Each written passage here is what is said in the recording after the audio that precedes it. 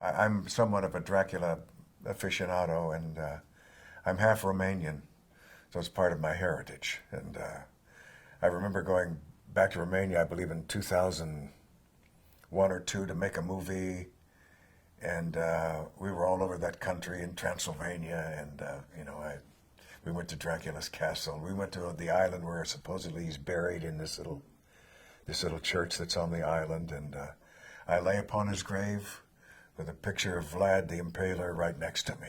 I got a first edition of that book when I was about 10 or 11 years old. I was given it to me as a present, and it was 1897, the first American edition, I believe. And I read it over and over and over, and made a big impression on me as a kid. So I love all horror. Jeepers, creepers, where'd you get those creepers? Oh, those weepers, how they hypnotize. Yeah. Where'd you get those eyes?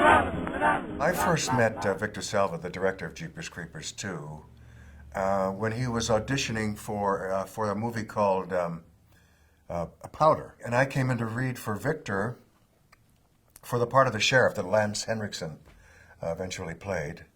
And Victor said that he was a big Twin Peaks fan. And of course I played Leland Palmer on Twin Peaks, so he said he was driving along Franklin, and he stopped at a stoplight, and in a car next to him was me driving. And he looked over and said, "Oh, that's Ray Wise, Leland Palmer on Twin Peaks. There's an idea, I'll have him in." So he had me in to read for Powder. And I believe he had already cast Lance Henriksen in the piece, but he was still reading the character. And but he did find a role for me in the movie, and that was the head of the state school board. Kind of a one-scene deal, a cameo thing, but he wanted me in the movie. He wanted to work with me. So I went from there. And I was in Peaceful Warrior. I played the doctor in Peaceful Warrior. And then I was in, of course, Jeepers Creepers 2, where I played Jack Taggart. And then I did Rosewood Lane with Rose McGowan, and I played the chief detective in that one. You waiting for something? About 3 more days. Give or take a day or two. About Jeepers Creepers 2, Victor called me on the phone one day, and he was sort of in a panic mode, saying, "The actor that I have playing this part can no longer play the part. Would you consider doing it?" And it was the role of Farmer Taggart. And I don't really want to mention any names, but I believe it was Randy Quaid. But I don't want to mention any names. He was cast to play Farmer Taggart, and for one reason or another, that didn't work out, and he had to vacate the role. And so Victor had me in to meet the other producers, and they said, "Yeah, Ray can step in and maybe save our production time, and we can get the movie off on schedule and actually make the movie." And so I became Farmer Taggart. Really? You been messing with the post puncher? No! I told you what would happen if you screw around with this thing. I said I didn't! Victor had sort of envisioned it as a kind of a Captain Ahab in search of the great white whale. And I immediately, jived with that whole aspect of it. And I thought, yeah, Captain Ahab, obsessed, driven, determined to find this creeper and destroy him, knowing that, it took away his youngest son. And so, that whole Captain Ahab thing. And I kept that in my mind the whole time I was making the movie. And of course I had the big harpoon gun machine made from the Post Puncher 500. And it was a wonderful harpoon gun that I made that I was able to get the creeper with a few times.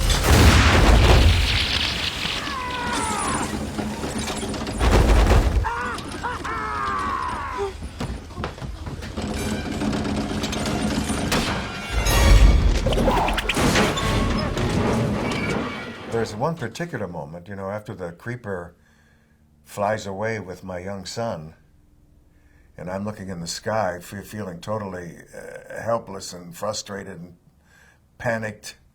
And Victor said, "Now I want you to try and keep your eyes open because I'm gonna zoom in on your eyes, and then we're gonna make the bus is going to come right out of your eyes, the bus with the kids in it."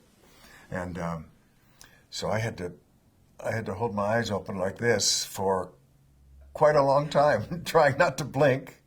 And I carried it up, but it took tremendous concentration, believe me. And I wanted so to blink because the sweat was dripping into my eyes, but I kept them open, and that bus came right out of the middle of my forehead. Someone burning a marijuana field out there tonight? Because these two stories are way, way out. Kissel County! Victor's he's a very hands-on director, and he's always there. He sits right next to his camera in his folding director's chair, and he has the playback right there. But he's pretty close to that camera always, and he likes to have that old-fashioned kind of Hollywood feel for what's going on in the scene, what directors used to have, and he has something to say just about everything you're doing, and of course, if he wants to see something more or less, he'll let you know about that. But he's a very hands-on director, but very helpful in his suggestions, and certainly knows how to handle actors.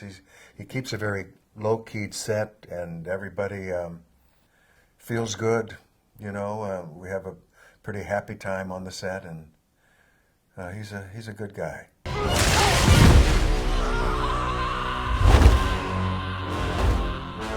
I had to go through that whole makeup thing for the old man, and Jonathan and I were in the same makeup trailer while he's putting on the creeper, and of course he had to go through so much always to put on that creeper makeup, which was just superlative. I mean, you would stand a foot away from him and you'd be scared to death. That's how great it looked. And but we had a lot of time, downtime when they're putting the makeup on us to talk about everything under the sun, and we became pretty close. Jackie, get out! Get out of there now!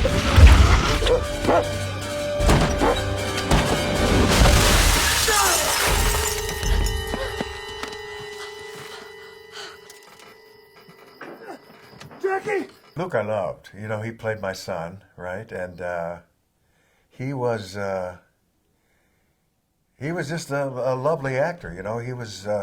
He was everything that I needed, as a son in the piece, and more. And and I've always wondered what happened to Luke. I don't know what he's doing now, but he's a fine actor, and I'd like to catch up with him and see what he's doing now.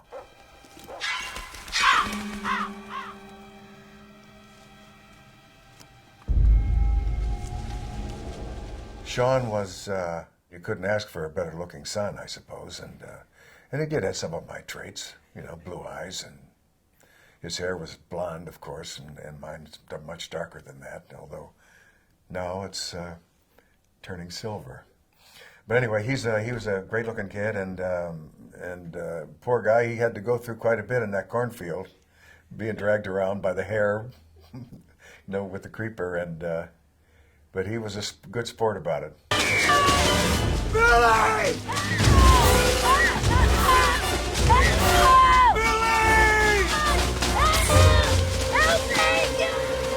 Worked late on the set at the Cajon Ranch, maybe till 12 midnight or 1 o'clock or 2 o'clock in the morning. They rather than drive home back to my home in Los Angeles, which was probably about an hour and a half drive, they put us up in a motel close by, and it was kind of a truck stop motel. So you can envision what those rooms were like. But we were so tired at that point, of the shooting day, that just as long as it had a bed, that's all that was necessary. And so those nights in the motel I remember fondly, and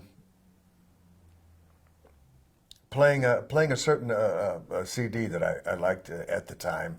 It was a Kenny Wayne Shepherd. He's kind of a bluesy guitarist who has a kind of a bluesy voice, and I played his first CD on the way to the set every day, and that sort of got me in the mood for what I had to do that day.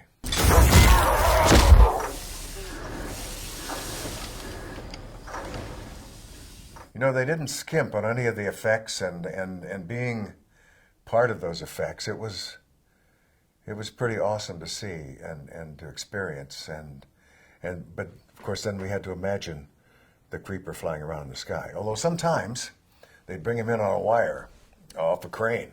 They had a big crane the whole time. They would shoot from the top of the crane when the kids are running across the farm field as a beautiful aerial shot, kind of. Yeah, great photography in the film.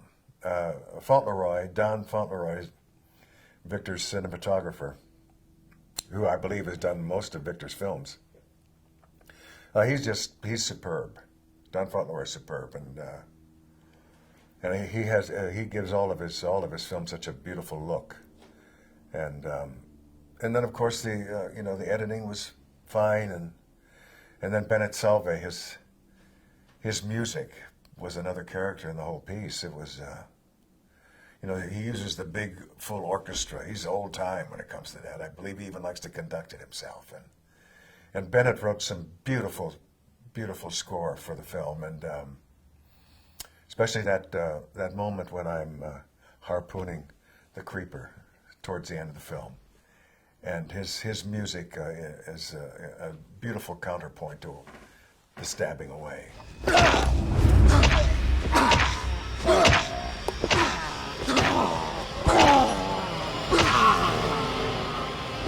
There was a premiere. I believe it was at the Egyptian Theater. There was a premiere. I think it was at the Egyptian Theater right there on Hollywood Boulevard. And it was a big screening. Everybody from the production was invited, and their families and so forth. And I saw it for the first time, and I liked it a lot. I was very impressed, and I even liked myself a great deal. So that was something. It's a movie that I enjoyed doing. I like very much, and I'm proud of all the work that went into it, and I always love my relationship with Victor Salva, the director and creator and writer. He's such a talented man, and of course all Victor has to do is call me up on the phone, and I'll be there. I can smell something in people, in their fear, something that helps it pick people out. Pick people out for what? I don't understand how you would know that, sweetie. A dead boy told me. I know that there is a script of Jeepers Creepers 3 called Cathedral, that it was going to pick up exactly where 2 left off, and I was still going to be the old farmer Jack Taggart, and the creeper was going to be the creeper again, but then I believe the producers of the series of films decided that they wanted to make it more between 1 and 2, and I think that's the way they worked it out. It's a film that happens in between Jeepers Creepers 1 and Jeepers Creepers 2. So of course Farmer Taggart wasn't in that history of the creeper. But I hope one day maybe Jeepers Creepers 4 will be made, and it'll pick up where 3 left off.